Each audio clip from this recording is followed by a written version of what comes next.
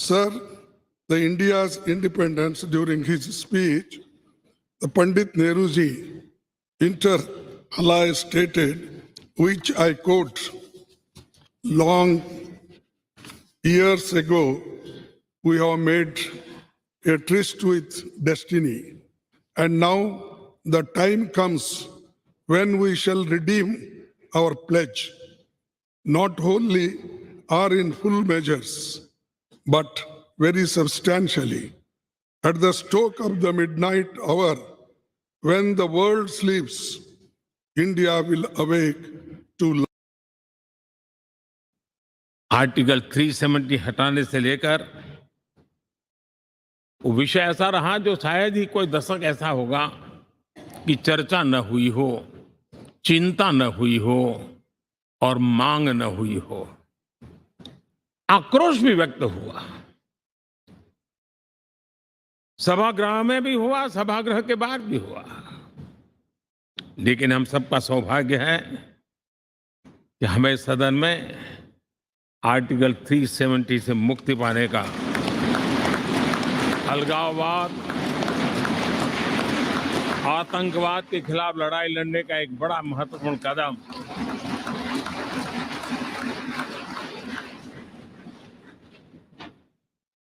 और इस महत्वपूर्ण काम में माननीय सांसदों की, संसद की बहुत बड़ी भूमिका है।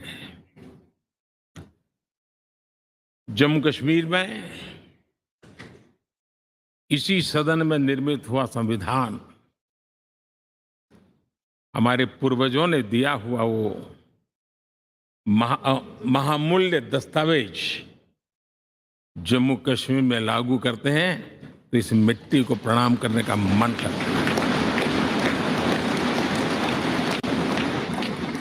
आज जम्मू और कश्मीर शांति और विकास के रास्ते पर चलने के लिए प्रतिबद्ध हुआ है और नए उमंग, नए उत्साह, नए संकल्प के साथ जम्मू कश्मीर के लोग आगे बढ़ने का कोई मौका अब छोड़ना नहीं चाहते हैं। ये दिखाता है कि संसद के सदस्यों ने मिलकर के संसद के भवन में कितने महत्वपूर्ण काम किए हैं। माननीय सांसदगण, लाल किले से मैंने कहा था यही समय है, सही समय है।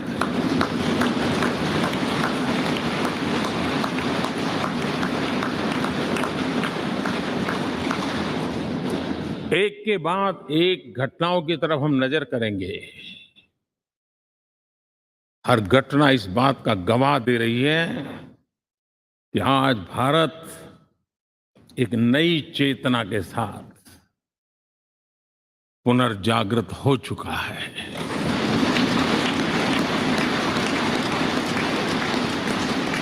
भारत नई ऊर्जा से भर चुका है और यही चेतना, यही ऊर्जा इस देश के कोटि कोटि जनों के सपनों को संकल्प में परिवर्तित कर सकती है और संकल्प को परिश्रम की पराकाष्ठा कर करके सिद्धि तक पहुंचा सकती है।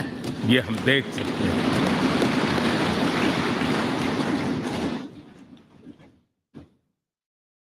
और मेरा विश्वास है देश जिस दिशा में चल पड़ा है, इच्छित परिणाम अवश्य प्राप्त होंगे।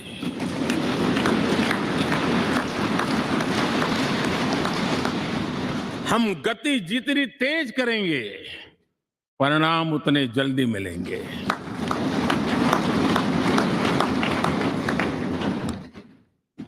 आज भारत 5वीं अर्थव्यवस्था पर पहुंचा है, लेकिन पहले 3 में पहुंचने के संकल्प के साथ बढ़ रहा है।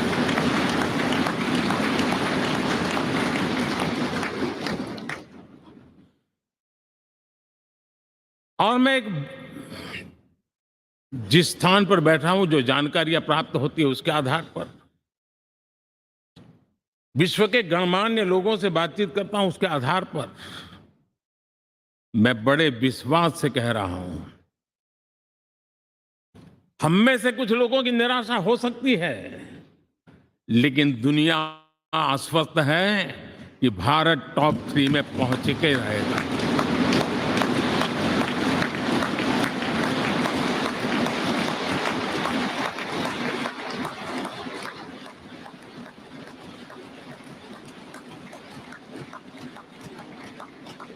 भारत का बैंकिंग सेक्टर आज अपनी मजबूती के कारण से फिर एक बार दुनिया में सकारात्मक चर्चा का केंद्र बना हुआ है।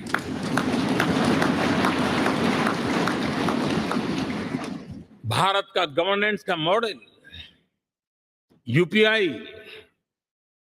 डिजिटल स्टैक,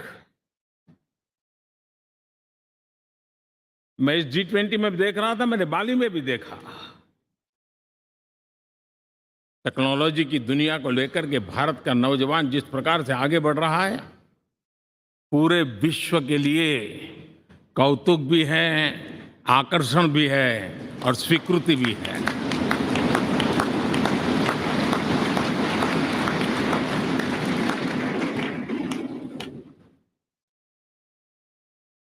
हम सब उस ऐसे कालखंड में हैं, मैं कहूंगा हम लोग एक भाग्यवान लोग हैं।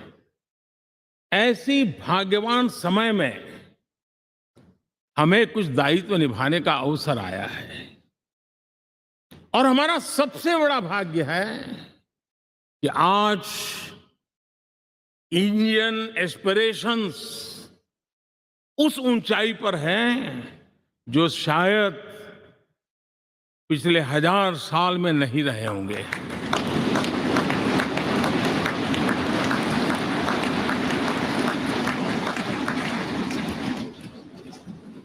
गुलामी के जंजीरों ने उसके एस्पिरेशंस को दबोच के रखा था।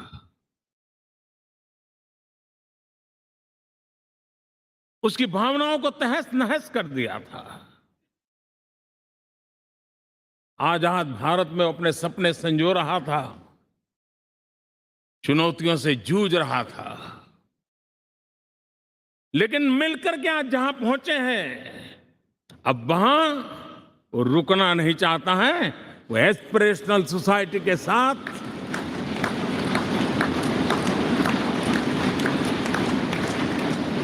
नए लक्ष्य गढ़ना चाहता है।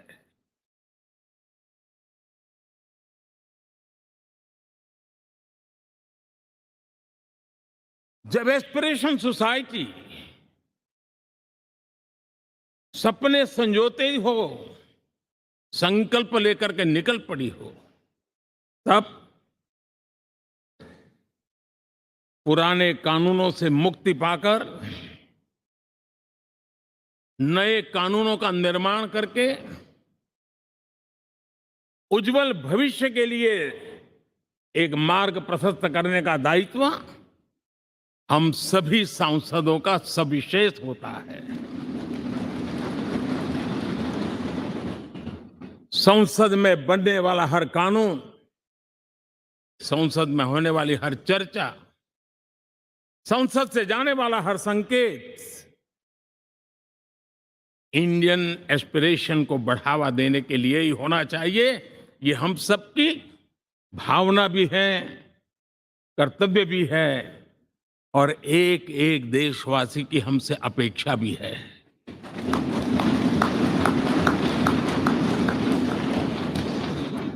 हम जो भी रिफॉर्म करें, उसके मूल में इंडियन एस्पिरेशन सबसे सर्वोच्च पद पर होना चाहिए, प्राथमिकता पर होना चाहिए।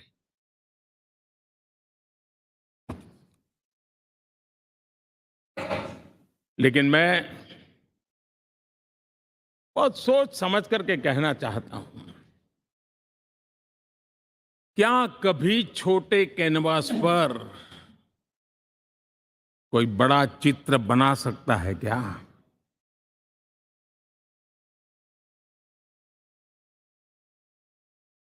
जैसे छोटे कैनवास पर बड़ा चित्र नहीं बन सकता, वैसे हम भी अगर हमारे सोचने के कैनवास को बड़ा नहीं कर सकते, तो भव्य भारत का चित्र भी हम नहीं अंकित कर सकते।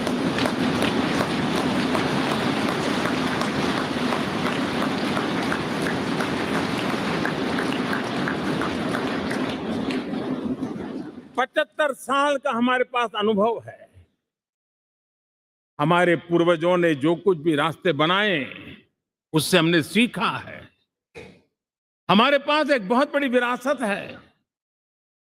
इस विरासत के साथ अगर हमारे सपने, हमारे संकल्प जुड़ जाए, हमारा सोचने का दायरा बदल जाए, हमारा कैनवास बड़ा हो जाए, तो हम भी उस भव्य भारत के चित्र को अंकित कर सकते हैं, उस तस्वीर का खाका खींच सकते हैं, उसमें रंग भरने का काम हम भी कर सकते हैं और आने वाली पीढ़ी को वो भव्य दिव्य मां भारती के हम उनको सुपुर्द कर सकते हैं। दोस्तों,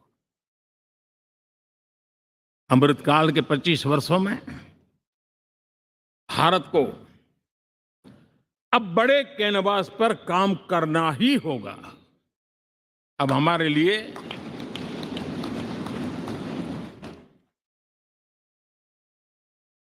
छोटी छोटी चीजों में उलझना, वो वक्त चला गया है।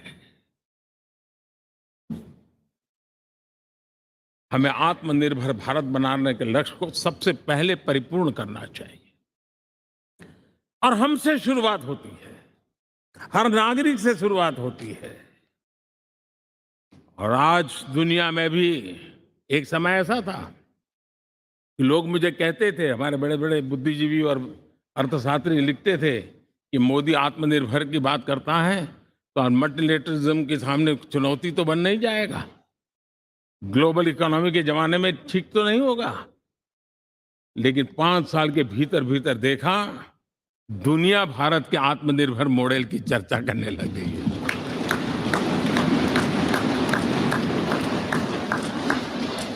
और कौन हिंदुस्तानी नहीं चाहेगा कि डिफेंस सेक्टर में आत्मनिर्भर हो, एनर्जी सेक्टर में हम आत्मनिर्भर हो, एडिबल ऑयल, क्या इस देश को आत्मनिर्भर नहीं होना चाहिए? कृषि प्रधान देश हम कहते हैं, खाने का तेल क्या देश बाहर से लाएगा? कि हमें आत्मनिर्भर भारत को संकल्प को पूरा करना, ये हम सबका दायित्व है। उसमें दल आड़े नहीं आते हैं, सिर्फ दिल चाहिए, देश के लिए चाहिए।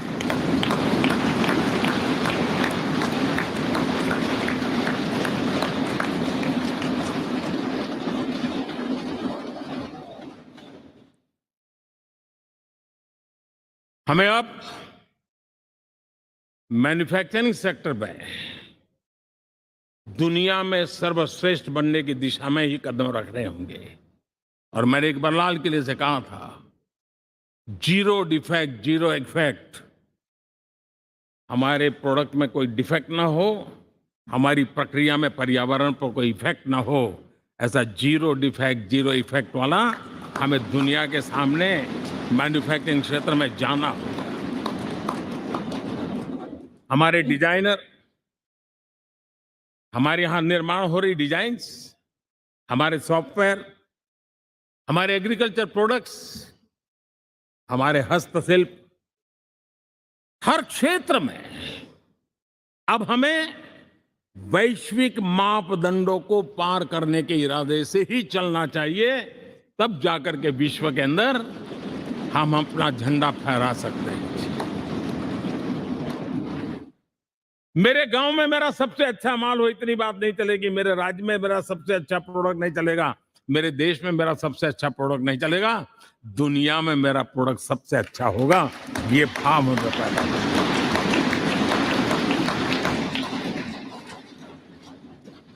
हमारी यूनिवर्सिटी दुनिया के अंदर टॉप रैंकिंग में आए, अब इसमें हमें पीछे नहीं रहना है। हमारे शिक्षा जगत को नई नेशनल एजुकेशन पॉलिसी मिली है, एक खुलापन है, सर्व स्वीकृत बनी है। उसके सहारे अब हमें चल पाना है और दुनिया के टॉप मोस्ट यूनिवर्सिटीज में अभी जब G20 में विश्व के मेहमान आए तो मैंने नालंदा की एक तस्वीर रखी थी वहाँ। और जब मैं दुनिया को कहता था 1500 साल पहले मेरे देश में दुनिया की उत्तम से उत्तम यूनिवर्सिटी हुआ करती थी, तो उन सुनते ही रह जाते थे। लेकिन हमें उसे प्रेरणा लेनी है, पर प्राप्त तो अभी करके रहना है। ये हमारा संकल्प होना चाहिए। आज हमारे देश का नौजवान खेल जगत के अंदर दुनिया में हमारी पहचान बना रहा है। टियर 2, टियर 3 सिटी से, गांव, गरीब परिवारों से, गांव से देश के नौजवान, देश की बेटे बेटियां आज खेलकूद के जगत जीवन में हमारा नाम रोशन कर रही है। लेकिन देश चाहता है और देश का संकल्प होना चाहिए कि अब खेलकूद के हर पोडियम पे हमारा तिरंगा भी लहराता होगा।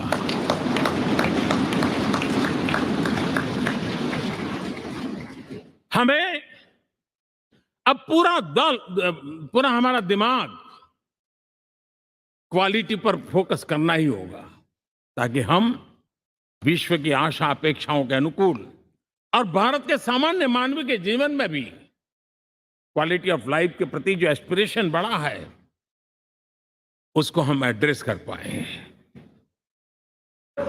और जैसे मैंने कहा कि हम भाग्यवान हैं कि हम उस समय काम कर रहे हैं जब समाज अपने आप एक एस्पिरेशनल सोसाइटी है। हमारा और भी एक भाग्य है कि हम उस समय हैं जब हिंदुस्तान युवा देश है। हम दुनिया में सबसे ज्यादा जन आबादी वाला तो देश बने ही हैं, लेकिन सबसे बड़ी आबादी, उसमें भी सबसे युवा, ये पहली बार हुआ है।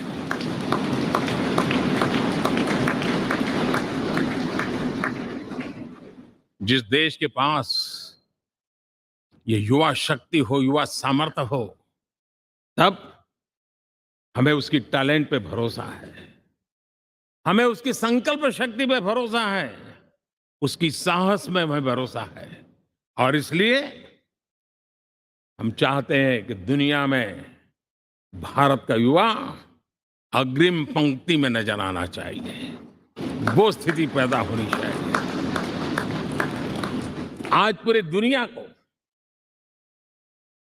स्किल मैन पावर की बहुत बड़ी जरूरत है और भारत विश्व की इस आवश्यकता की पूर्ति के लिए अपने आप को सज्ज कर सकता है और उन आवश्यकताओं को पूरी कर करके दुनिया में अपनी एक जगह भी बना सकता है।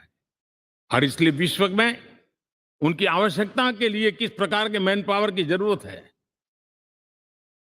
रिसोर्स की जरूरत है, उस स्किल मैपिंग का काम भी चल रहा है और उस स्किल मैपिंग के अनुसार भारत के अंदर स्किल डेवलपमेंट की तरफ हम बल दे रहे हैं। और जितना ज्यादा हम स्किल डेवलपमेंट पर बल देंगे, भारत के नौजवानों का सामर्थ्य विश्व में अपना डंका बजाने में कोई कमी नहीं रखेगा।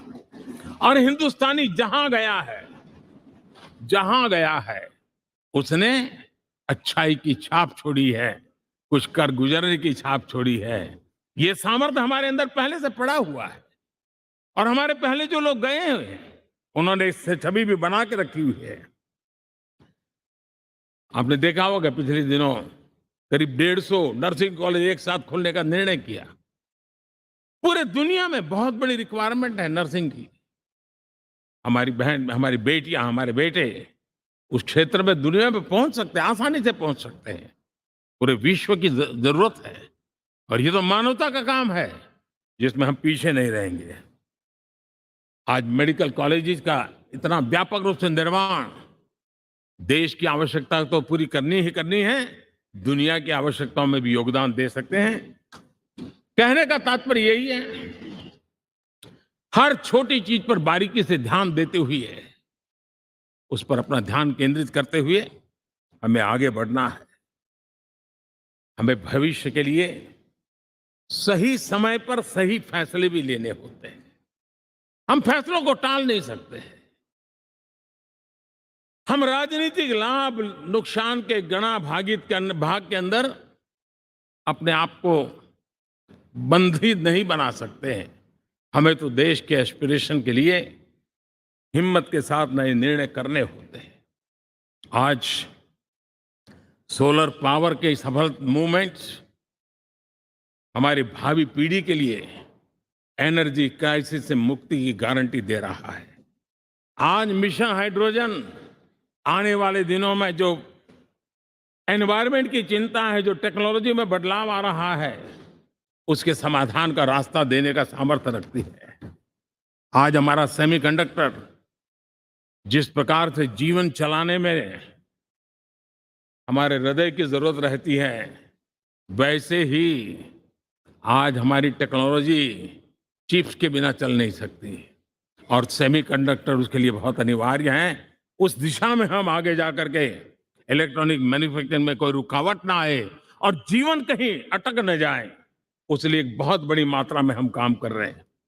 जल जीवन मिशन, हर जिले में 75 अमृत सरोवर, हमारी भावी पीढ़ी को, हमारे बच्चों को, बच्चे उनको कभी पानी के बिना तरसना न पड़े, इसकी चिंता हम आज कर रहे हैं। विश्व के बाजार में हमारा हर व्यापार कारोबार पहुंचे, कॉम्पिटिटिव ताकत के साथ खड़ा रहे, लॉजिस्टिक सिस्टम को और अधिक कम खर्च वाला बनाना, एफिशिएंट बनाना, उस दिशा में हम बहुत नीतियां लेकर के चल रहे हैं। आज समय की मांग है कि भारत का एक ऐसा भारत का हम निर्माण करें। नॉलेज, इनोवेशन, ये समय की मांग है और दुनिया में हमें अग्रिम पंक्ति में जाने का ये रास्ता भी है। और इसीलिए पिछले हमने समय नेशनल एजुकेशन पॉलिसी के साथ साथ टेक्नोलॉजी के बढ़ावे के लिए हमने रिसर्च और इनोवेशन का एक कानून भी पारित किया है, ताकि हमारे देश के नौजवानों को इस इनोवेशन के और चंद्रयान 3 की सफलता के बाद देश के नौजवानों के मन में विज्ञान की तरफ आकर्षण बढ़ रहा है। हमें मौका गंवाना नहीं है। हमारी युवा पीढ़ी को हमने रिसर्च और इनोवेशन के लिए पूरे अवसर देने हैं और इस इकोसिस्टम को बनाने के लिए हमने एक उज्जवल भविष्य के निर्माण की नींव रखी है। आदरणीय बंधुगण, सामाजिक न्याय ये हमारी पहली शर्त है। बिना सामाजिक न्याय, बिना संतुलन, बिना समभाव, बिना समत्व हम इच्छित परिणामों को घर के भीतर प्राप्त नहीं कर सकते। लेकिन सामाजिक न्याय की चर्चा बहुत सीमित बन के रह गई। हमें उसको व्यापक रूप में देखना होगा।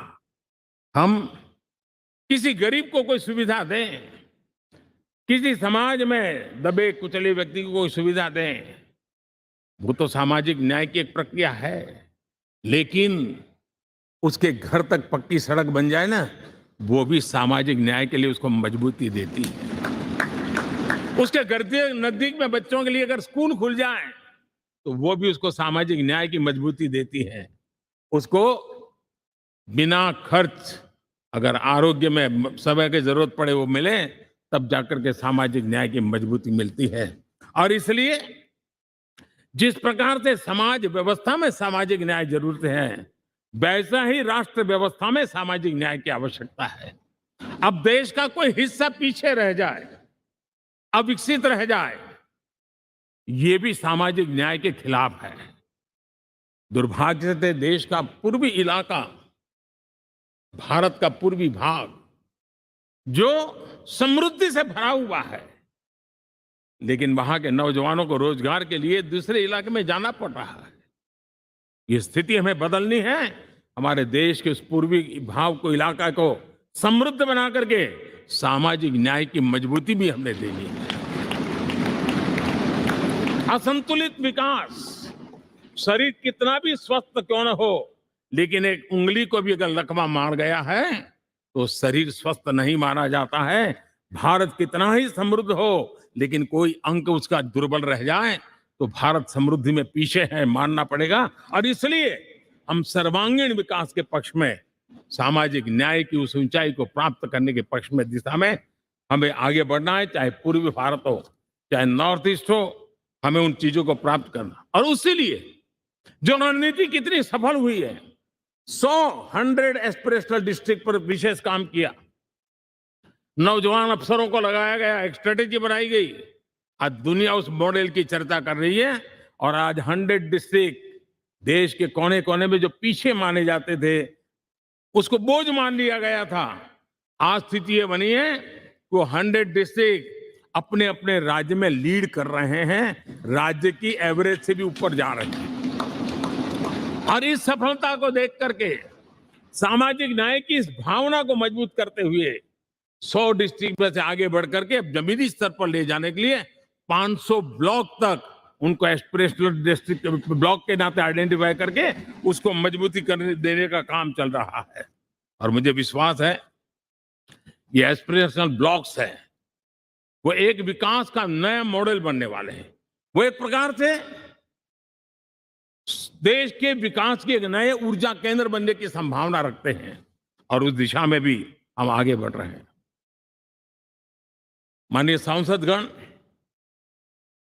आज विश्व की नजर भारत पर है। शीत युद्ध के समय हमारी पहचान कूटनिरपेक्ष देश के रूप में रही। उस समय की जो जरूरत थी, उसके जो लाभ होने थे, उस समय से हम गुजरे हैं। लेकिन अब भारत का स्थान कुछ और बना है और इसलिए उस समय कूटनिरपेक्ष की अवस्था आवश्यक होगी। आज हम उस नीति को लेकर के चल रहे हैं, जिस नीति को अगर हमें पहचानना है तो विश्व मित्र के रूप में हम आगे बढ़ रहे हैं। हम दुनिया से मित्रता कर रहे हैं, दुनिया हमारे में मित्र खोज रही है। ये शायद विश्व में एक भारत ने, और दूरी नहीं, हो सके उतनी निकटता, उस रास्ते पर चल करके भी हम अपने विश्व मित्र के रूप में भाव आज सफलतापूर्वक आगे बढ़ा रहे हैं। और मुझे लगता है कि इसका लाभ आज भारत को हो रहा है।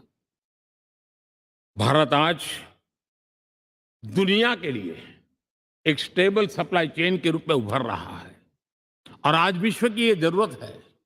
और उस आवश्यकता की पूर्ति करने का काम G20 में भारत ग्लोबल साउथ के आवाज बनकर के उभरा है। ये बीज G20 समिट में जो बीज बोया गया है, मेरे देशवासी आने वाले समय देखेंगे कि वो ऐसा वटवृक्ष बनने वाला है, ऐसा वटवृक्ष बनने वाला है, विश्वास का ऐसा वटवृक्ष बनने वाला है, जिसकी साया में आने वाली पीढ़ियां सदियों तक एक गर्व के साथ अपना सीना तान करके खड़ी रहेगी। ये मुझे विश्वास है।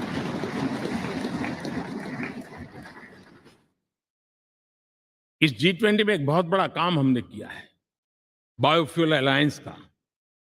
हम विश्व के नेतृत्व करते रहे, दिशा दे रहे हैं और विश्व को बायोफ्यूल अलायंस में दुनिया के सभी देश देखते ही देखते उसकी सदस्यता ले रहे थे और एक बहुत बड़ा आंदोलन खड़ा होने जा रहा है और जिसका नेतृत्व ये हमारा भारत कर रहा है। छोटे छोटे महाद्वीप, उनके साथ भी आर्थिक कॉरिडोर बनाने की दिशा में हमने बड़ी मजबूती के साथ कदम उठाए हैं। आदरणीय बंधुगण, आदरणीय उपराष्ट्रपति जी, आदरणीय स्पीकर महोदय, आज हम यहां से विदाई लेकर के नए भवन में जा रहे हैं, संसद के नए भवन में बैठने वाले हैं और ये शुभ है, गणेश चतुर्थी के दिन बैठ रहे हैं।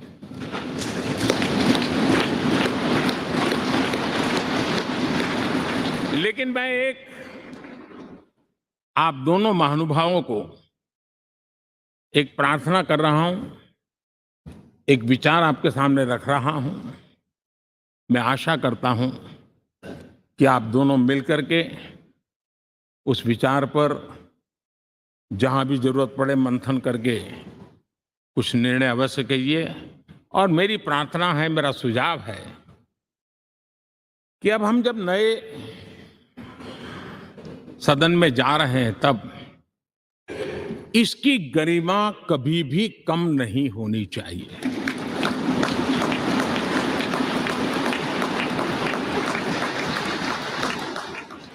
इसे सिर्फ पुरानी पार्लियामेंट कह करके छोड़ दें, ऐसा नहीं होना चाहिए। और इसलिए मेरी प्रार्थना है कि भविष्य में अगर आप सहमति दे दोनों महानुभाव, तो इसको संविधान सदन के रूप में जाना जाए।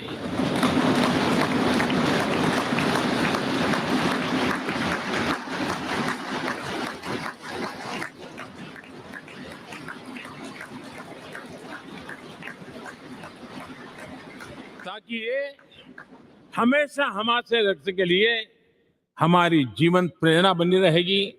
और जब संविधान सदन कहेंगे तब उन महापुरुषों का याद भी उसके साथ जुड़ जाएगी जो कभी संविधान सभा में यहाँ बैठा करते थे, गणमान्य महापुरुष बैठा करते थे। और इसलिए भावी पीढ़ी को ये तोहफा भी देने का अवसर हमें जाने नहीं देना चाहिए। मैं फिर एक बार इस पवित्र भूमि को प्रणाम करता हूं। यहाँ पर जो तपस्या हुई है, जन कल्याण के लिए संकल्प हुए हैं, इसको परिपूर्ण करने के लिए 7 दशक से भी अधिक समय से जो पुरुषार्थ हुआ है, उन सबको प्रणाम करते हुए मैं मेरी वाणी को विराम देता हूं और नए सदन के लिए आप सबको शुभकामनाएं देता हूं। बहुत बहुत धन्यवाद।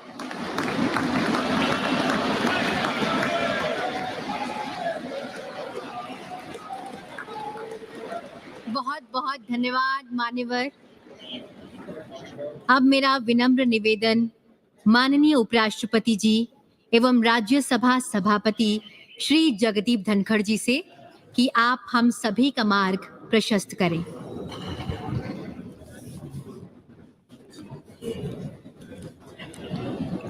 Honorable Prime Minister of Bharat, Shri Narendra Modi ji, Honorable Speaker Lok Sabha, Shri Om Birla ji,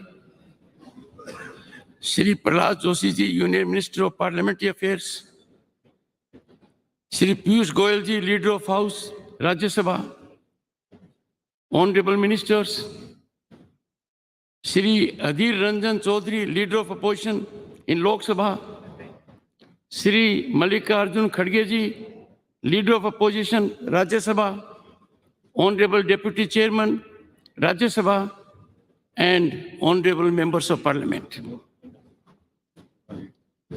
Ganesh Chaturthi की सभी को हार्दिक शुभकामनाएं।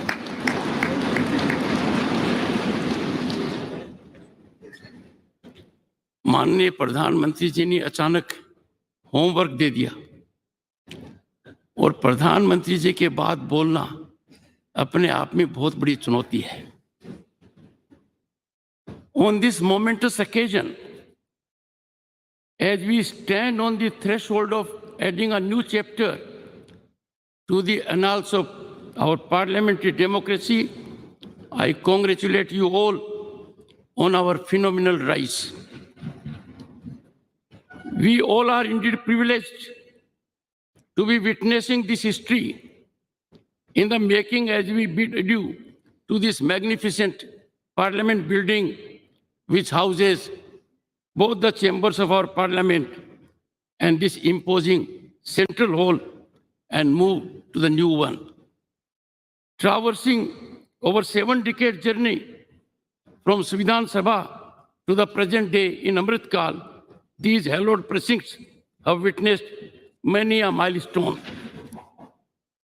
Honorable members, from tryst with destiny at midnight of 15th August 1947 to unfolding of innovative, impactful, forward-looking GST regime at midnight of June 30, 2047, and now this significant day.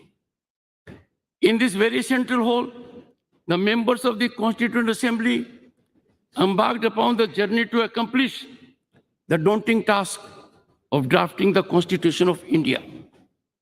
Deliberations in the Constituent Assembly in this theater exemplified decorum and healthy debate. Contentious issues were negotiated in a spirit of consensus with scholarly debate and spirited deliberations. Honorable members, we all need to emulate the exemplary conduct of our founding fathers. The new building of Parliament, a testament to dawn of Atmanirbhar Bharat, is much beyond an architectural marvel. It is a reflection of India's rich cultural diversity, a symbol of national pride, unity, and identity. Impactfully organized G20 resulted in demonstration of India's global power. The new building of Parliament, Bharat Mandapam, and Yasho Bhumi are the most recent infrastructure masterpieces competing with the best in the world. These iconic venues are set to play a pivotal role in shaping India's tomorrow. Honorable members, the world now realizes that our nation is on the rise as never before, and this rise is unstoppable. Bharat is defining global discourse, shaping their outcome, and has emerged as significant player among the Committee of Nations. Bharat is dominating as an agenda setter for global peace, climate transition, and economic development on par with other leading players. In this encouraging scenario, generating hope and optimism all around, I find it a befitting occasion to congratulate Prime Minister Narendra Modi for his sagacious approach, people-centric vision, missionary zeal, and exemplary execution. Salute and appreciate contribution of the people in all walks of life and our bureaucracy that is enjoined with execution of policies.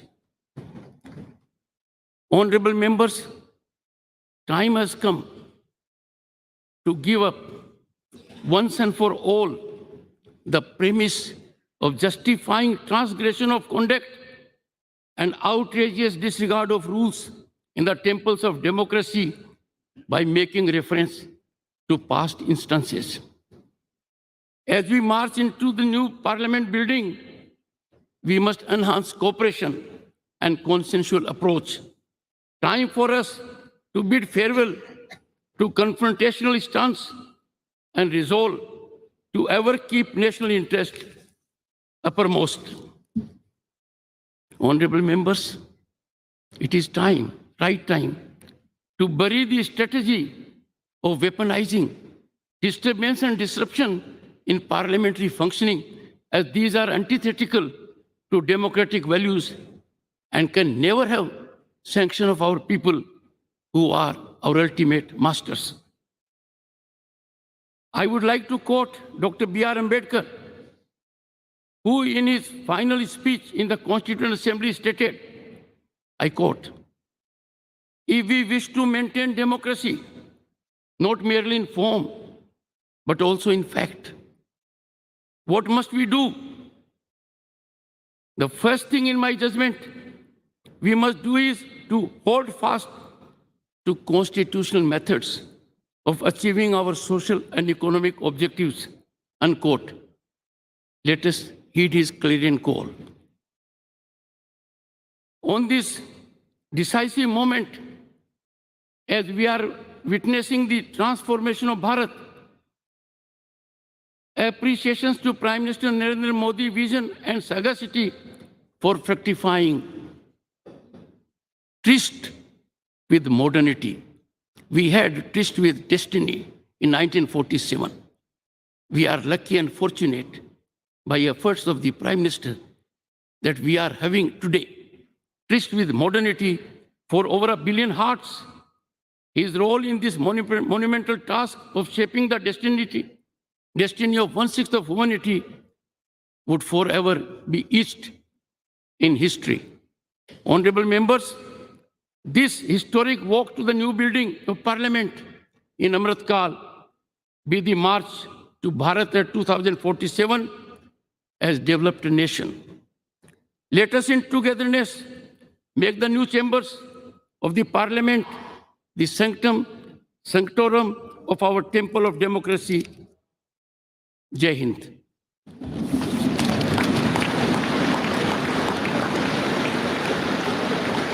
सादर धन्यवाद मान्यवर।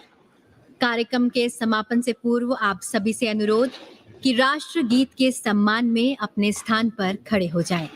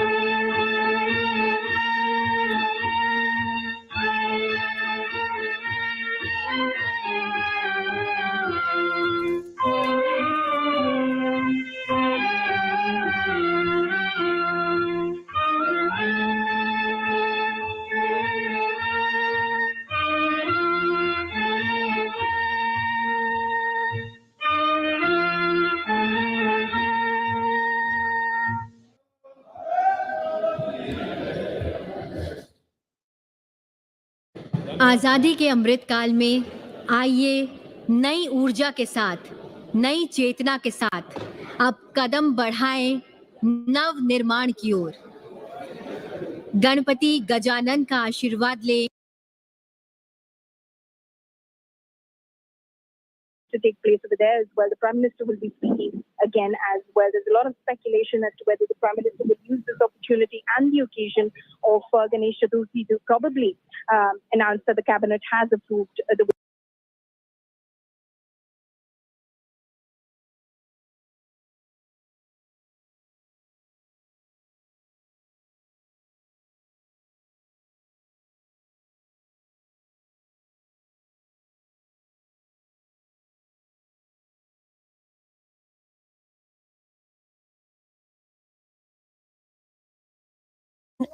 will happen. This is also where the joint session is concerned. We're going to talk about the women reservation bill later, but away from that, on the second day of the special joint session will be the first day which will mark proceedings and business to be conducted in the new parliament. These visuals coming in from the central hall, you see Prime Minister Modi there,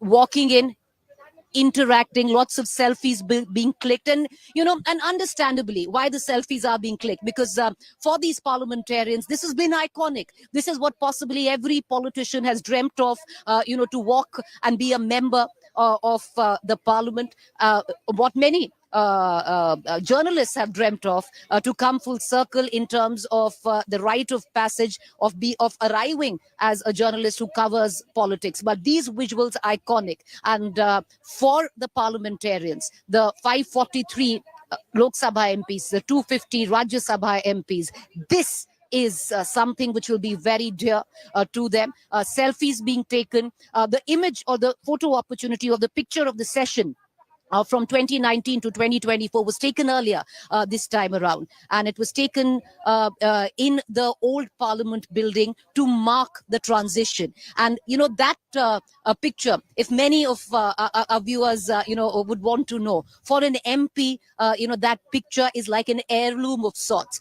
They put it on their walls where you go and meet them in their offices. It's something they'll pass on to their children as well. So that picture was iconic. It also marks the 2019 to the 2024 session of the Parliament, and now the switchover will happen. These are emotional images. They are nostalgic in their own right. It marks a huge transition where the journey of the Indian Parliament is concerned. Somber at that, it's letting go of the old, embracing the new. a mark of abject respect, abject surrender to what is the temple of democracy. And understandably, here one can see as the Prime Minister thanking, all the parliamentarians there with folded hands in a namaste and walking there. You can see the sense of like I said, nostalgia, pride in what has been the biggest decision-making body. But I want to cut across right now to my colleague Poulomi Saha, who's also joining us. Poulomi, it's a somber moment. It's deeply nostalgic. It comes in after that picture which was taken of the MPs of both houses there. And, the Prime Minister, of course, soaking in the moment, interacting with the member of parliaments from both the Treasury benches and the opposition. There's a deep sense of nostalgia, melancholy, maybe, but letting go of the old, embracing the new, getting ready to do that.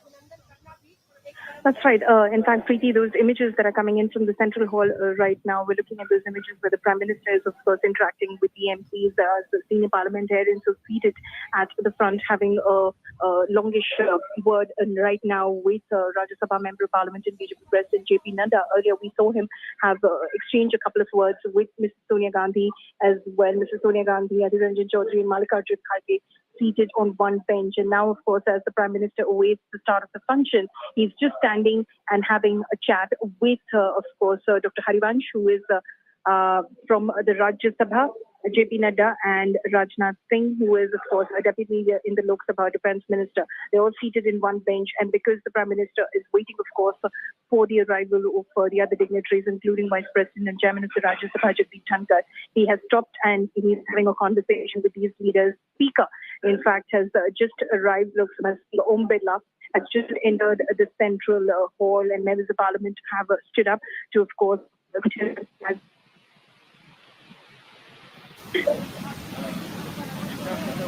Poulomi, we seem to have, lost your line there. We're going to try and connect back to Poulomi, of course, who's right now inside the Central Hall. The Central Hall has a lot of meaning where parliamentarians are concerned, where the press is concerned, a lot of side business, a lot of jibes, a lot of camaraderie. All of that takes place in the Central Hall of the Parliament. You have the Prime Minister there speaking with Om Birla. There's Rajnath Singh. There's Mr. JP Nada. All of them, in conversation. And okay, let's cut across to Poulomi right back with us. Poulomi, give us a sense of what is the true meaning, or what has been, the true meaning of the Central Hall. Because, of course, a lot of, the formal business being conducted inside both houses, but Central Hall has also been a place of, camaraderie, jokes where parliamentarians are concerned. Give us a sense, because somewhere down the line, these images are, of course, iconic. You have the images, Poulomi, coming in of the Vice President, Jagdeep Dhankar, with folded hands, passing through with all the MPs there standing by. That's right. The Vice President, Chairman of the Rajya Sabha, has just arrived in the Central Hall. But speaking of the Central Hall, this is one of the components, if you may, of the old building treaty that everyone, parliamentarians included, media, of course, will miss as far as the new Parliament building is concerned, because there is no Central Hall over there. This is, of course, where, several joint sessions of both houses of Parliament have been seen. Now, of course, everyone's standing up for the national anthem.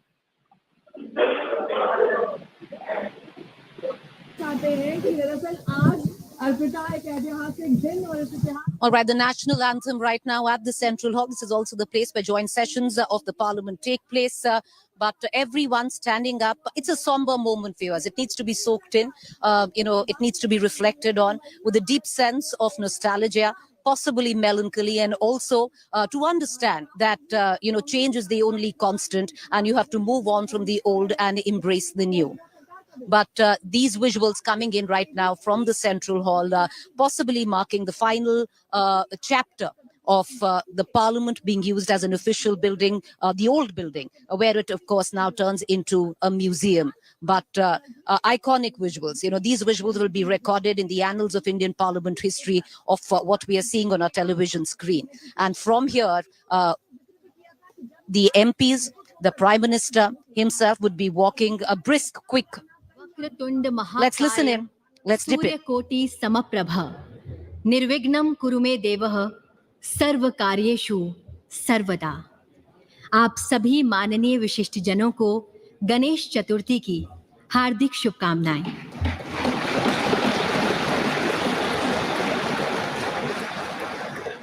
आज का दिन इतिहास के सुनहरे पन्नों में अंकित होने का दिन है। ये दिन परिवर्तन का है, एक नए शुभ आरंभ का, पुरातन से नवीनता की ओर बढ़ने का, परंपराओं को साथ लिए आधुनिकता के साथ कदम ताल करने का, और इसी पल को एक साथ जीने के लिए हम सब एकत्रित हुए हैं संसद के ऐतिहासिक केंद्रीय कक्ष में। आप सभी माननीय विशिष्ट जनों का हार्दिक स्वागत, अभिनंदन एवं शत शत वंदन।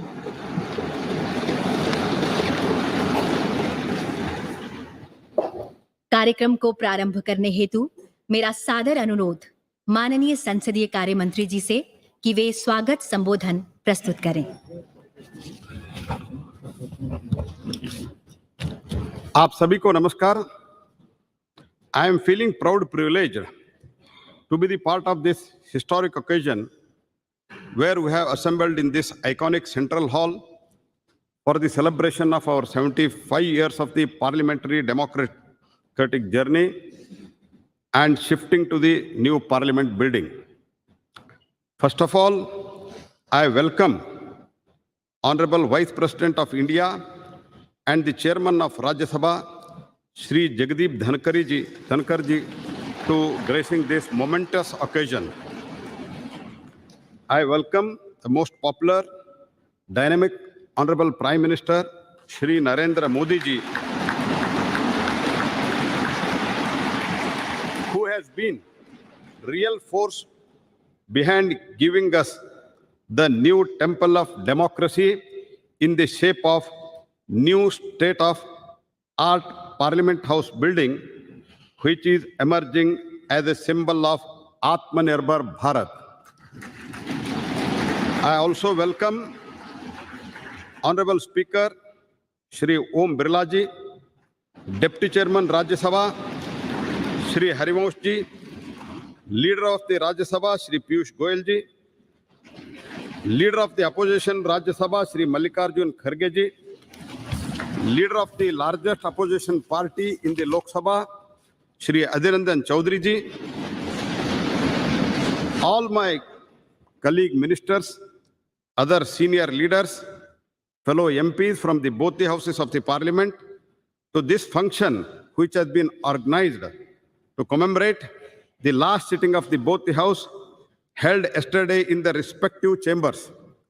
Today onwards, our two houses of the parliament shall have their sittings in the new Parliament House building.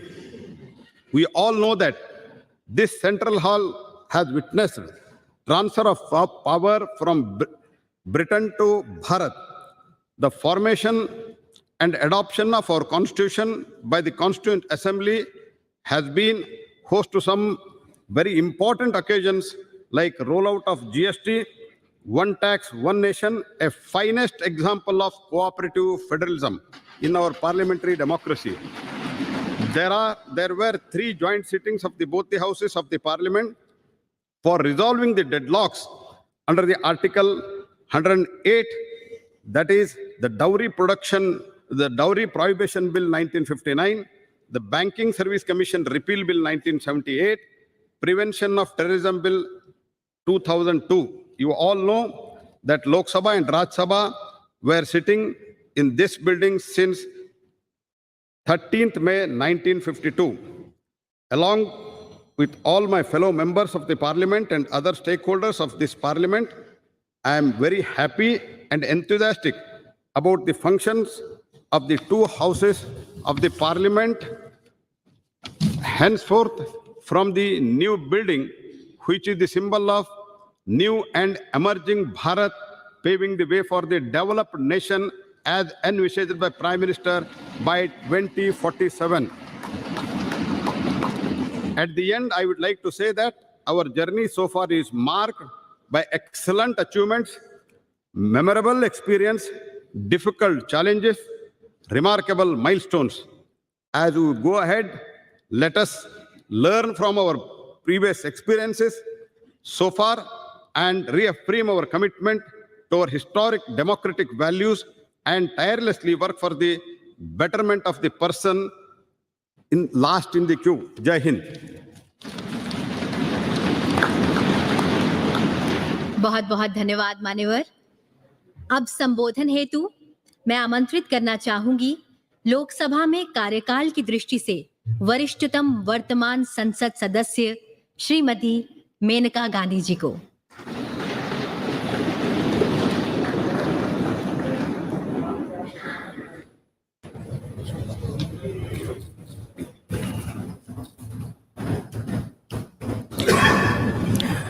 Honorable Vice President, Chairman of the Rajya Sabha, Honorable Speaker, Honorable Prime Minister, Ministers, and esteemed colleagues of this distinguished House.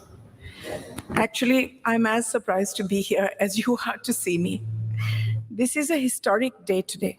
I'm proud to be part of this historical moment when a government under the leadership of Prime Minister Shri Narendra Modi ji has undertaken to repair the deep-rooted asymmetry and to give an equal share in India's future to all of us women.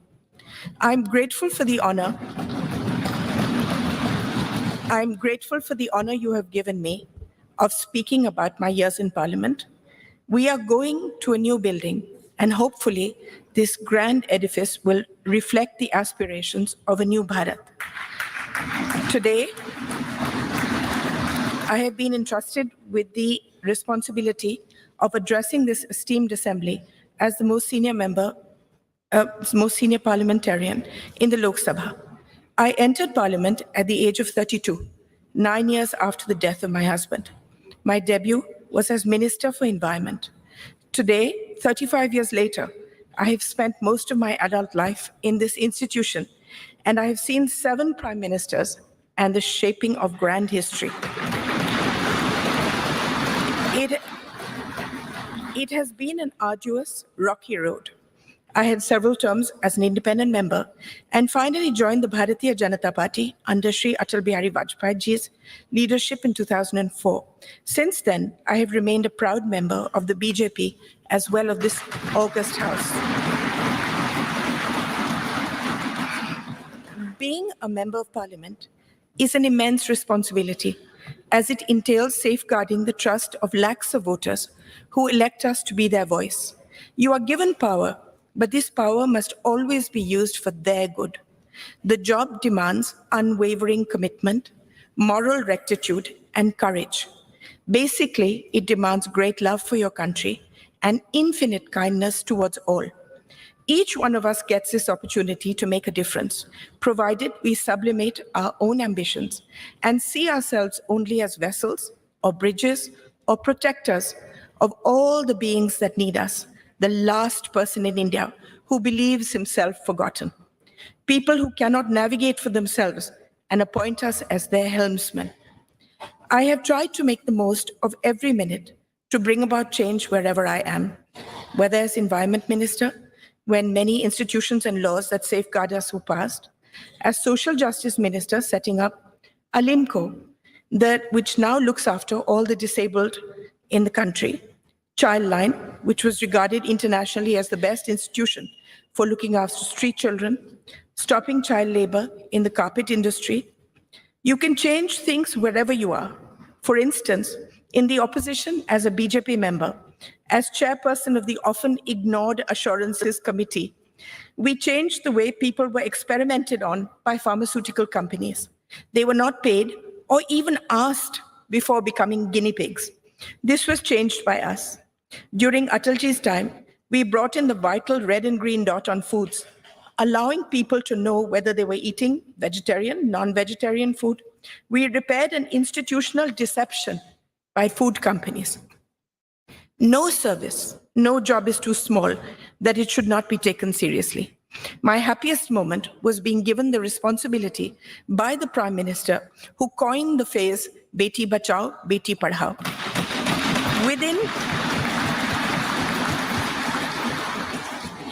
Within 2 years, we changed the thought of the country the entire thought of the country, and the statistics show that it is a lasting change.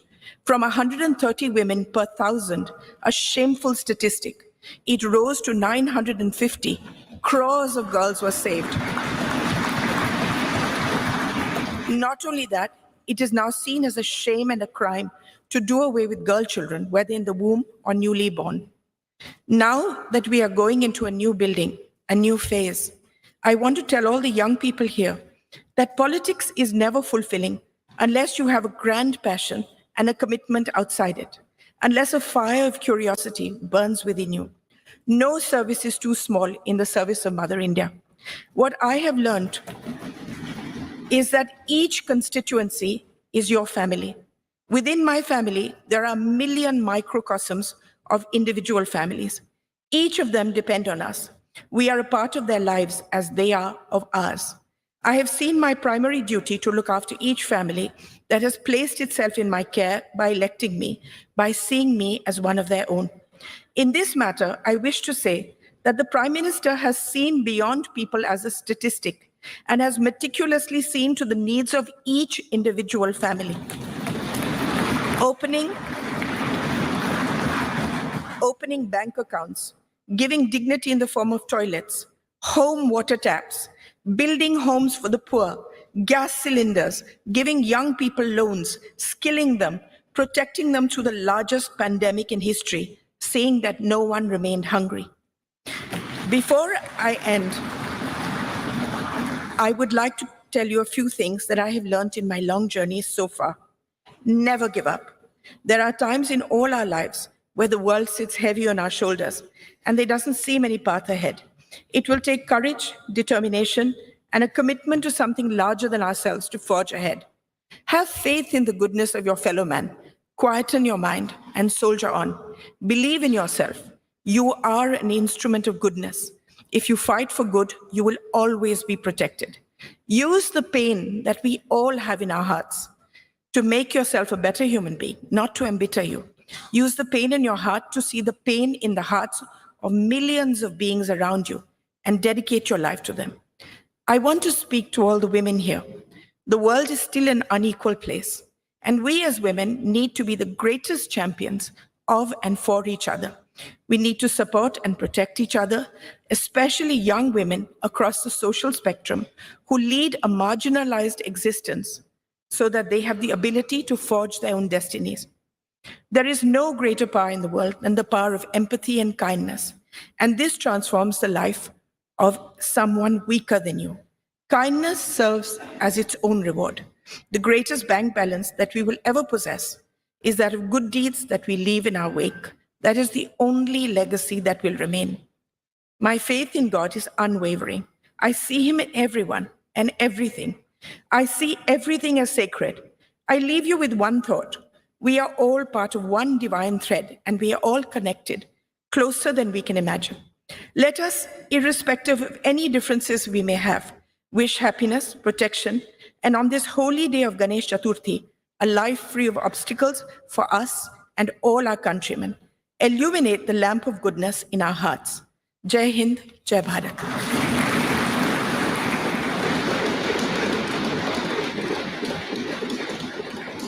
बहुत बहुत धन्यवाद ma'am. आपने बिल्कुल सही कहा। ये वो देश है जहां बेटियां आगे बढ़ती हैं। ये वो देश है जहां परंपराओं के साए में आधुनिकता पनपती है। ये वो देश है वसुधैव कुटुंबकम, जिसका नारा है विश्वगुरु भारत, ये देश हमारा है। अब मेरा सादर अनुरोध लोकसभा में सबसे बड़े विपक्षी दल के नेता श्री अधीर रंजन चौधरी जी से कि वे अपना संबोधन प्रस्तुत करें।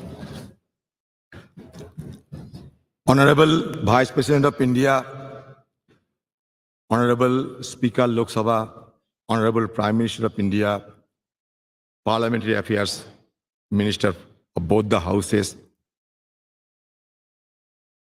opposition leaders, Kharge ji, all my senior leaders and distinguished, esteemed colleagues of both Lok Sabha and Rajya Sabha. Having seized this opportunity without making any compunction, without mincing any word, I must state that I feel elevated and elated of having been stood in this podium, which had witnessed a caravan of historical episodes and numerous momentous events in the midst of the galaxy of luminaries who had rigged up their brain and burned the midnight oil to frame the Constitution of India in this august house, which is called at the time Constituent Assembly. So we are proud of all of them, numbering 389 members, including 296 from British India and 93 from princely states. In this house also, in this house, in the year 1947, 22nd January, the objectives resolution numbering 8 was passed, was adopted, which was proposed by Jawaharlal Nehru ji also, which had inspired the shaping of our constitution in subsequent stages also. So now, in this august house, all of us are well experienced and known the journey, the odyssey of our constitution. From colonial past to independent India, we have observed the transition of the destiny of this great country named after India. It is astonishing to note that those 389 members intensively discussed among them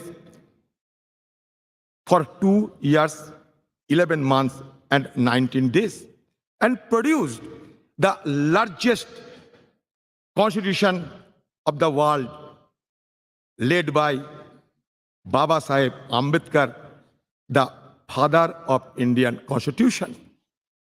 We have been gifted with 395 articles. Also, 22 parts and 8 schedules. So naturally, the house, which is called Central Hall, it is a historic hall. It is not. It will not be known by simply its architectural splendor, but its illustrious legacy. Now I come to the point that our ability to attain developed nation status by 2047 hinges on the active involvement of our citizens and the unwavering dedication of their representatives. The groundwork laid in the formative years of our nationhood and also the subsequent years has empowered us significantly. However, we are confronted with intricate challenges that require immediate attention and resolution as we progress towards this objective. I don't have any idea of what is called and how a country to be recognized as developed country by any designation. I do not have any idea of any global consensus is existed or not, because when we see other developed countries, among the various key determinants, one determinant is always followed, that is Human Development Index. And insofar as Human Development Index, India has been lagging behind and we are ranked 131 out of 189 countries. At present, disconcerting reports reveal that the top 10% of India's population controls a staggering 77% of nation's total wealth. In 2017, a staggering 73% of wealth generated has reportedly gravitated towards the wealthiest 1%, while staggering 670 million Indians constituting the poorest half of the population saw their wealth increase by a mere 1%. This stark disparity presents a crucial challenge in ensuring that millions of people living below the poverty line have access to fundamental necessities like food, shelter, and healthcare, a prerequisite for advancing towards developed nation status. While India boasts of a sizable youth population, high unemployment rates pose a significant hurdle to leveraging this demographic advantage. Addressing this challenge is paramount, necessitating a concerted focus on job creation and the encouragement of entrepreneurship. It is essential to enable India's youthful population to contribute substantially to the country's economic growth and development. Despite India being the world's fifth largest economy, our per capita GDP falls far behind that of developed nations. Tackling this economic growth challenge requires pro-growth government policies, maintaining low inflation, reducing interest rates, alleviating unemployment, fostering a skilled workforce, bolstering purchasing power, stimulating demand, and enhancing the healthcare and education sector. India must prioritize the development of a globally competitive, labor-intensive manufacturing sector capable of generating significant employment opportunities. In sum, addressing the pressing issue of high youth unemployment is a pivotal step for India's march toward developed nation status by 2047. I am impatient. I do not want to wait till 2047. Why not before 2047? To realize the vision of becoming developed nation, India must pursue a growth trajectory that is both comprehensive and sustainable. Economic growth must be all-inclusive, benefiting every citizen. An overarching focus on human development, encompassing access to healthcare, education, and essential services must be implemented holistically. The challenge of transforming India into a developed nation by 2047 are substantial, encompassing poverty, infrastructure deficit, and environmental sustainability. By implementing a holistic strategy that encompasses infrastructure development, attraction of investment, enhancement of education, promotion of innovation, social welfare, environmental conservation, paying emphasis on manufacturing and integration of technology, India can pave the way for its emergence as a developed nation. It is only with unwavering determination, collective commitment that the country can realize this visionary goal and unlock its potential on the global stage.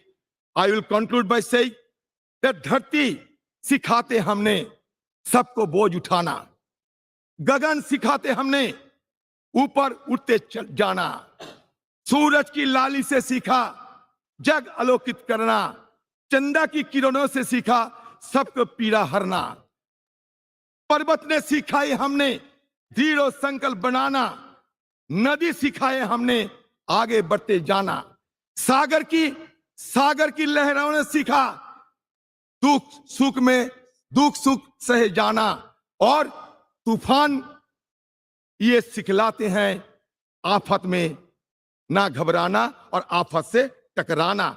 हम चाहते हैं कि ये separation of power should be maintained in a judicious manner and also in presence of all the guiding light of our country. I must suggest that India is not a homogeneous society, rather it is a heterogeneous society. But now the need of the hour is to maintain the harmonious society. With this word, I am concluding my speech. Thank you. Jai Hind, Bande Mataram. धन्यवाद sir. अब मेरा सादर आग्रह है राज्यसभा में सदन के नेता श्री पीयूष गोयल जी से कि वे अपना वक्तव्य प्रस्तुत करें. राज्यसभा के सभापति आदरणीय जगदीप धनखड़ जी, श्रद्धेय प्रधानमंत्री श्री नरेंद्र मोदी जी, लोकसभा अध्यक्ष आदरणीय ओम बिरला जी, उपसभापति श्री हरिवंश जी, श्री मल्लिकार्जुन खड़गे जी, श्री आदिर रंजन चौधरी जी, श्री प्रहलाद जोशी जी, माननीय सांसदगण, नमस्कार. गणेश चतुर्थी के पावन अवसर पर आप सभी को हार्दिक शुभकामनाएं. विघ्नहर्ता गणपति बाप्पा सभी को सुख एवं शांति प्रदान करें और देश की प्रगति के लिए हमारे प्रयासों को सफल बनाएं. हमारे संविधान के निर्माता भारत रत्न डॉक्टर बाबा साहेब अम्बेडकर जी तथा संविधान सभा के माननीय सदस्यों की स्मृति को मेरा कृतज्ञ वंदन। विगत 75 वर्षों में देश की सेवा करने वाले सभी सम्मान्य सांसदों को भी मेरा सादर नमन। कल हम सभी ने इस भवन में सार्थक चर्चा की और अपनी यादों और अनुभवों को सबके साथ साझा किया। आज नए संसद भवन में प्रवेश करना एक ऐतिहासिक पल है जो हम सभी के लिए यादगार रहेगा। इस शुभ अवसर पर मैं आप सभी को बहुत बहुत बधाई देना चाहता हूं। नया संसद भवन हमारी सांस्कृतिक विरासत और आधुनिकता का जीवंत उदाहरण है। नए संसद भवन में स्थापित प्राचीन सेनगोल से प्रेरणा लेकर हम सभी कर्तव्य भावना से देश सेवा के तत्पर रहेंगे। आदरणीय प्रधानमंत्री श्री नरेंद्र मोदी जी के दूरदर्शी नेतृत्व में भारत एक वैश्विक शक्ति बन रहा है।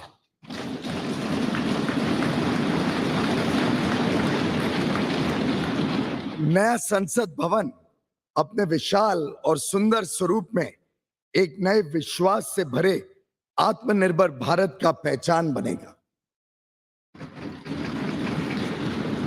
पार्लियामेंट हमेशा से एकता का प्रतीक रहा है।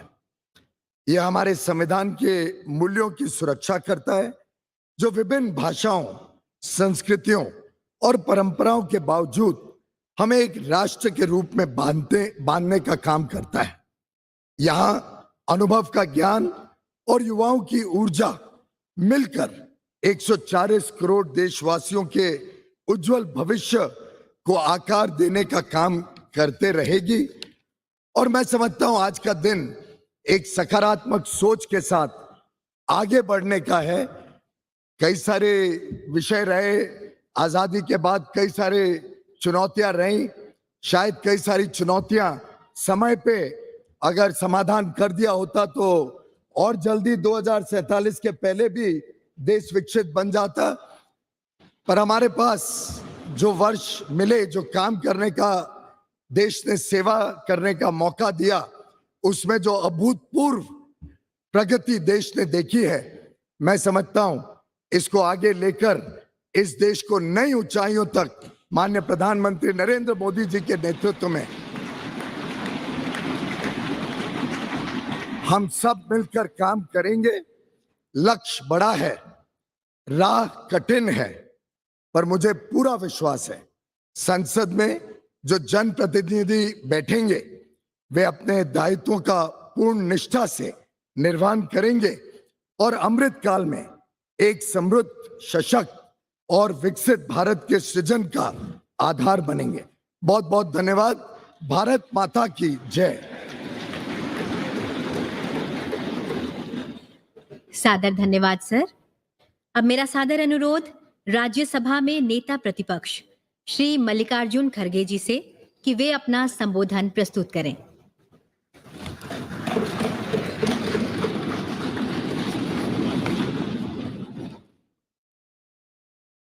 Honorable Vice President of India, Honorable Prime Minister,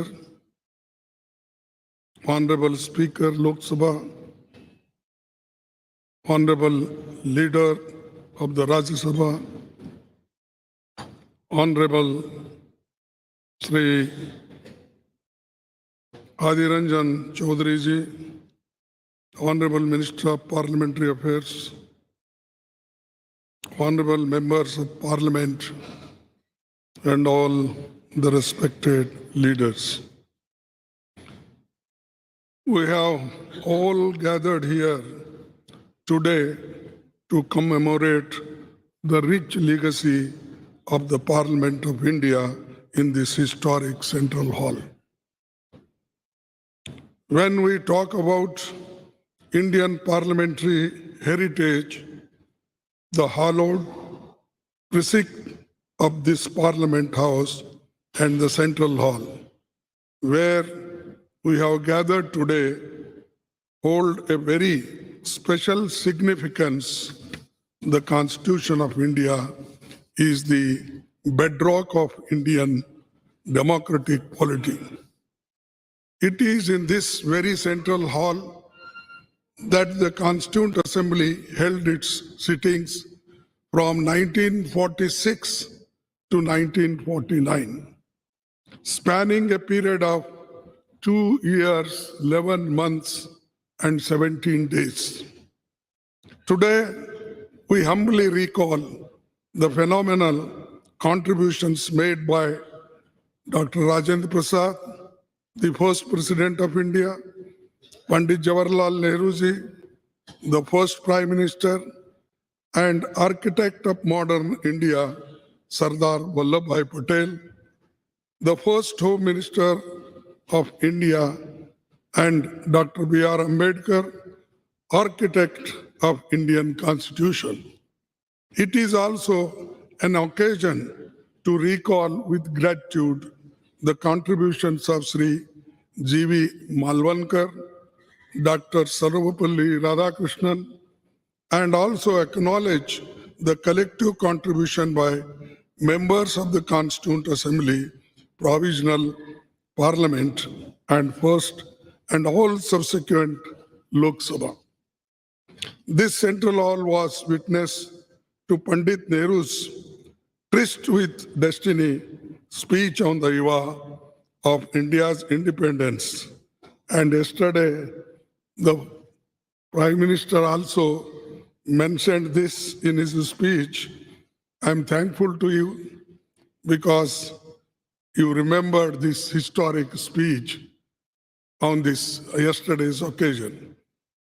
Sir, the India's independence during his speech, the Pandit Nehruji inter alia stated, which I quote, long years ago, we have made a tryst with destiny, and now the time comes when we shall redeem our pledge, not wholly or in full measures, but very substantially.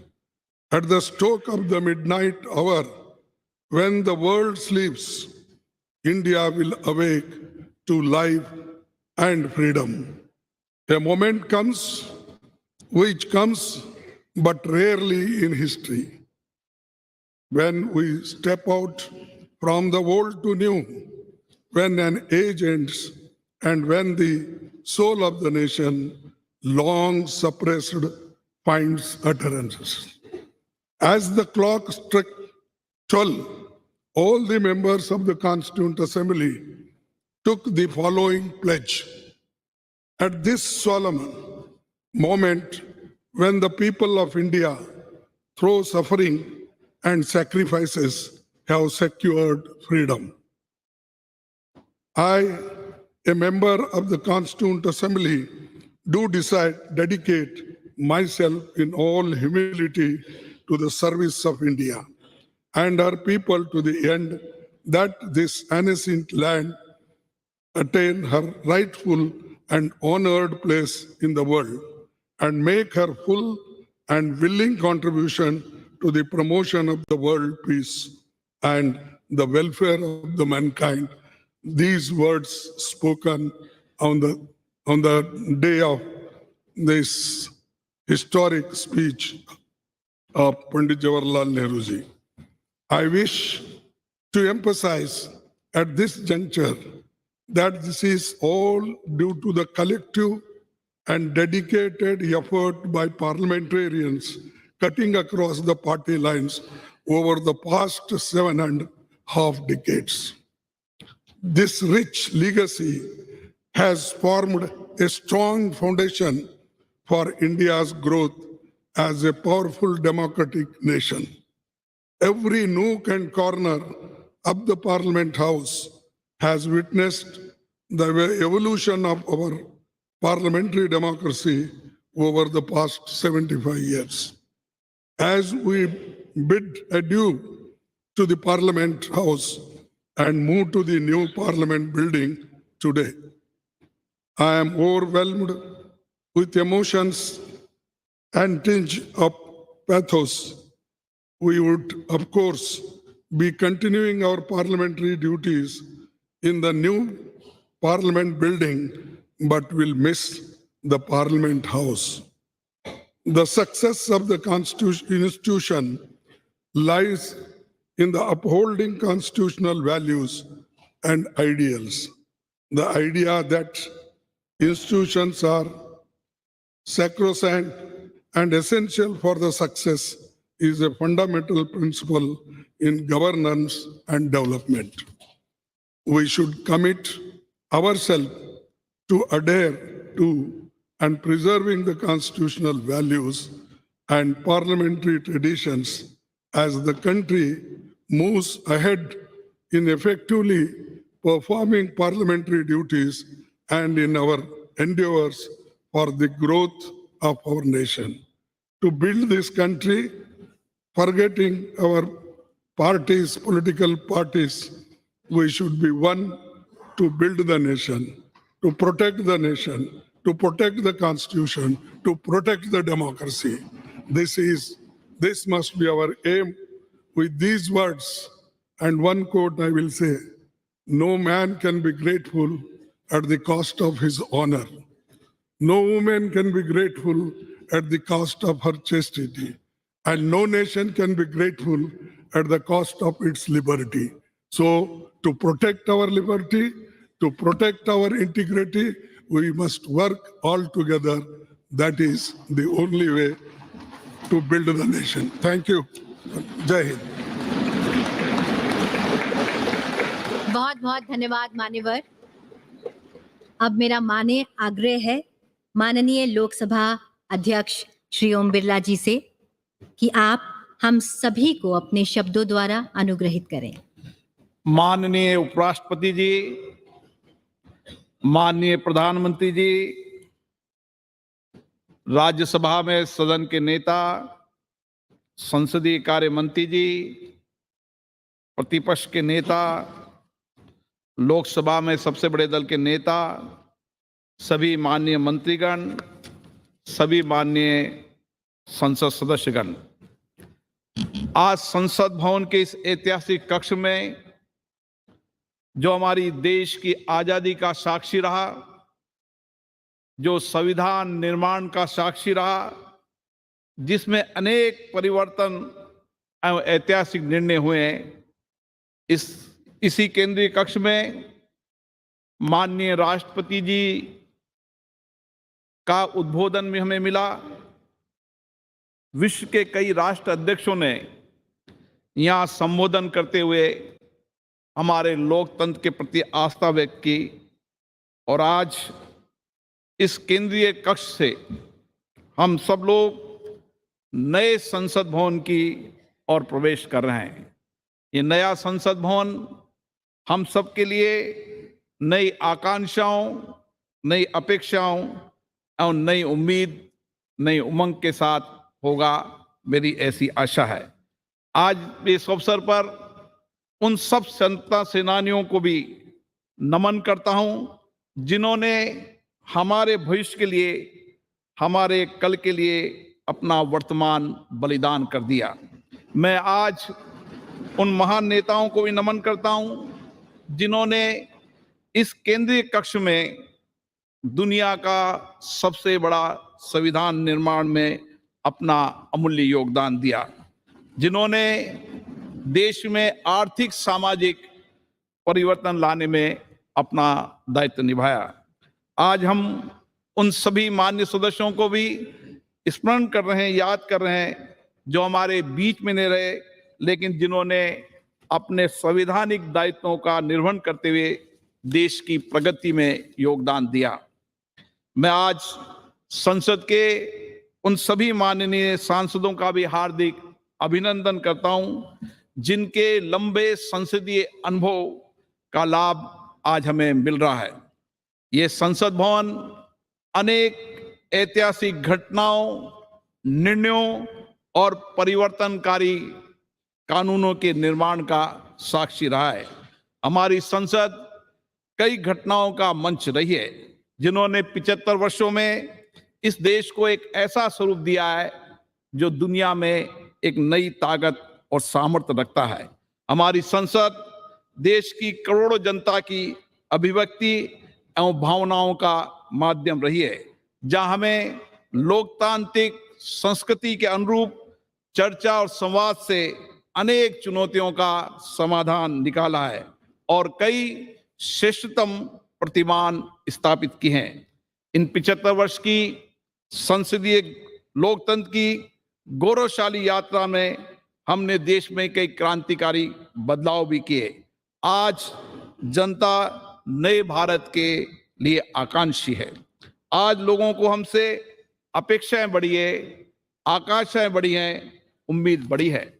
ऐसे में हमारी जिम्मेदारी और बढ़ जाती है कि हम अपने संवैधानिक दायित्वों का शुद्ध अंतर्करण से निर्वहन करें और उनकी अपेक्षाओं, आकांक्षाओं और उम्मीदों को पूरा करें और आकांक्षी भारत के सपनों को साकार करें।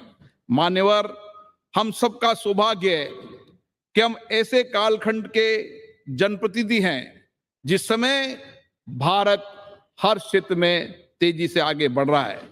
हमारी लोकतांत्रिक संस्कृति और हमारा श्रेष्ठ नेतृत्व के कारण हम पूरे विश्व को एक परिवार के रूप में लेकर वैश्विक चुनौतियों का समाधान के लिए भारत एक सार्थक भूमिका निभा रहा है। आज हम नए भवन में प्रवेश कर रहे हैं। नए भवन में प्रवेश करते समय विकसित भारत बनाने की हमारी प्रतिबद्धता को हम दोहराने का अवसर भी है। हमारा संकल्प है कि हम इसी संसदीय लोकतंत्र से सामूहिक चर्चा, संवाद, सहमति, असहमति और कठिन परिश्रम से सारे देश की जन भागीदारी के साथ इन आकांक्षाओं को पूरा करेंगे। विश्व के सबसे बड़े संसदीय लोकतंत्र होने के नाते हमारी जिम्मेदारी और बढ़ जाती है। इसलिए आवश्यक है कि हमारी संसद हर एक मुद्दे पर चर्चा करे, सार्थक सकारात्मक दिशा दे, कानून बनाते समय सारगर्भित चर्चा हो, सकारात्मक के साथ चर्चा हो, ताकि हम देश को और अधिक समर्थ एवं समर्थ बना सकें। और इसमें हमारी संसद की उल्लेखनीय भूमिका होनी चाहिए। आजादी के इस अमृत काल में हम 2047 तक विकसित भारत के निर्माण के लक्ष्य को लेकर चल रहे हैं। विकसित भारत बनाने का ये लक्ष्य हमारी संसद के माध्यम से साकार होगा। हम ऐसे संकल्प की प्रतिबद्धता के साथ नए भवन में प्रवेश करेंगे जहां हमारी भागीदारी भी होगी, जनता की अपेक्षाएं भी पूरी होगी और नए आकांक्षी भारत और 2047 में विकसित भारत के सपने को भी पूरा पकाएंगे। आज गणेश चतुर्थी के शुभ दिन, ऐसे शुभ दिन पर अच्छी परंपराएं, अच्छी परिपाटियां, अच्छी प्रथाएं, अच्छे अनुभव हम साथ लेकर जाएं और नए संसद भवन में उनको स्थापित करें, ताकि विश्व के लिए भारत का लोकतंत्र मार्गदर्शक बन सके। नया भवन हमारे देश की आकांक्षी जनता के लिए परिणामदायक हो, परिवर्तनकारी हो, ताकि हमारे संविधान निर्माताओं ने समानता, न्याय और बंधुता का जो संदेश दिया है उसे हम पूरा कर सके। हम अपनी संसद को देश की जनता की सेवा में सच्चे भाव से समर्पित करें। इसी अपेक्षा के साथ मैं पुनः इस भवन को उन सब लोगों को जिनका इस लोकतंत्र को स्थापित करने में, लोकतंत्र की मर्यादा प्रतिष्ठा बढ़ाने में योगदान रहा, उन सबको भी नमन करता हूं। धन्यवाद। बहुत बहुत धन्यवाद मान्यवर। अब मेरा विनम्र अनुरोध माननीय प्रधानमंत्री श्री नरेंद्र मोदी जी से कि आप विशिष्ट जनों की सभा को संबोधित करें एवं हम सभी का मार्गदर्शन करें।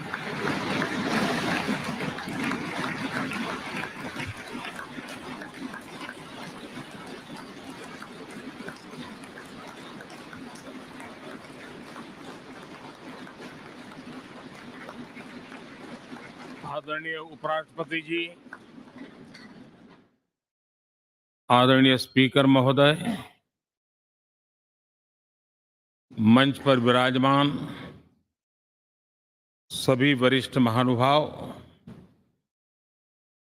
और 140 करोड़ देशवासियों के प्रतिनिधि, सभी माननीय सांसदगण,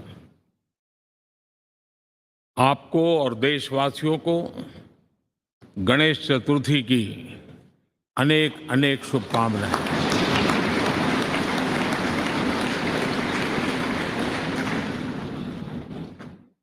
आज नए संसद भवन में हम सब मिलकर के नए भविष्य का श्री गणेश करने जा रहे हैं।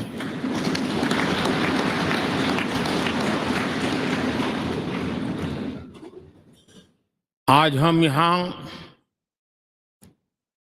विकसित भारत का संकल्प दोहराना, फिर एक बार संकल्पबद्ध होना और उसको परिपूर्ण करने के लिए जी जान से जुटने के इरादे से नए भवन की तरफ प्रस्थान कर रहे हैं।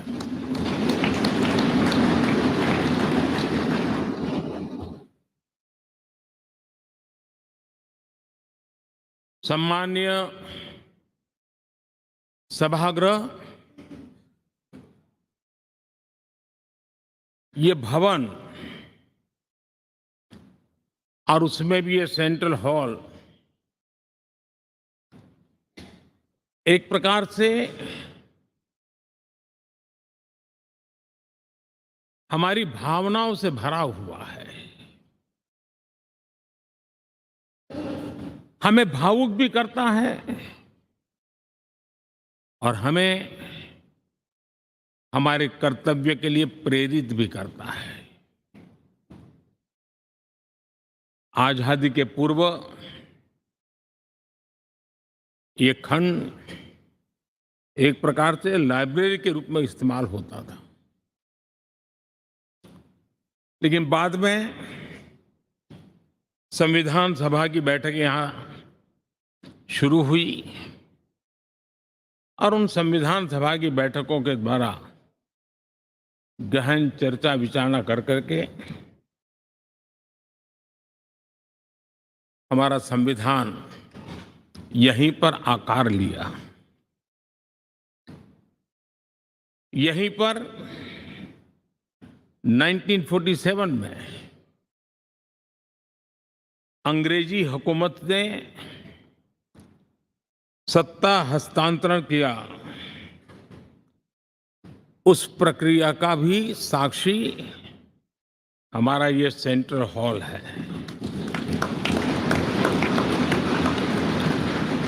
इसी सेंट्रल हॉल में भारत के तिरंगे को अपनाया गया, हमारे राष्ट्रगान को अपनाया गया और ऐतिहासिक अवसरों पर आजादी के बाद भी सभी सरकारों के दरमियान अनेक अवसर आए जब दोनों सदनों ने मिलकर के यहाँ पर भारत के भाग्य को गढ़ने के पर विचार किया, सहमति बनाई और निर्णय भी किए। 1952 के बाद दुनिया के करीब 41 राष्ट्राध्यक्षों ने इस सेंट्रल हॉल में हमारे सभी माननीय सांसदों को संबोधित किया है।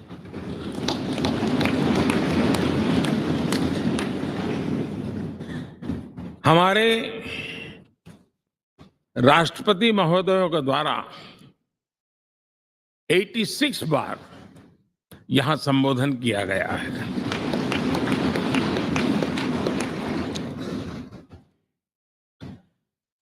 बीते 7 दशकों में जो भी साथी इन जिम्मेवारियों से गुजरे हैं, जिम्मेवारियों को संभाली है, अनेक कानूनों अनेक संशोधन और अनेक सुधारों का हिस्सा रहे हैं। अभी तक लोकसभा और राज्यसभा ने मिलकर करीब करीब 4000 से अधिक कानून पास किए हैं।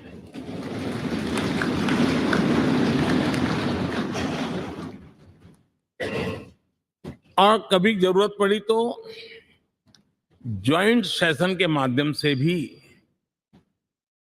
कानून पारित करने की दिशा में रणनीति बनानी पड़ी और उसके तहत भी दहेज रोकथाम कानून हो, बैंकिंग सर्विस कमीशन बिल हो, आतंक से लड़ने के लिए कानून हो, ये संयुक्त सत्र में पास किए गए हैं, इसी गृह में पास किए गए हैं। इसी संसद में मुस्लिम बहन बेटियों को न्याय की जो प्रतीक्षा थी, शाहबानो केस के कारण कुछ गाड़ी उल्टी पार्टी पर चढ़ गई थी। इसी सदन ने हमारी उस गलतियों को ठीक किया और 3 तलाक विरुद्ध कानून हम सब ने मिलकर के पारित किया। संसद ने बीते वर्षों में ट्रांसजेंडर को न्याय देने वाले कानूनों का भी निर्माण किया। इसके माध्यम से हम ट्रांसजेंडर के प्रति सद्भाव और सम्मान के भाव के साथ उनको नौकरी, शिक्षा, स्वास्थ्य, बाकी जो सुविधाएं हैं एक गरिमा के साथ प्राप्त कर सके, इसकी दिशा में हम आगे बढ़े।